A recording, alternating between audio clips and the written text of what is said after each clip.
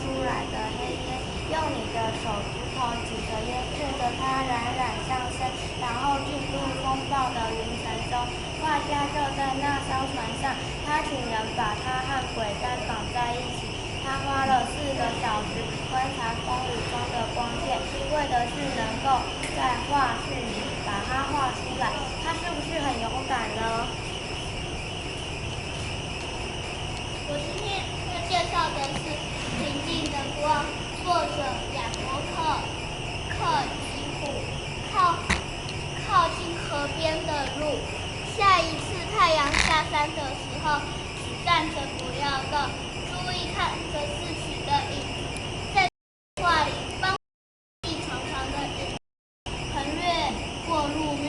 这位画家把天空画得非常细致，并没有用强烈的红色。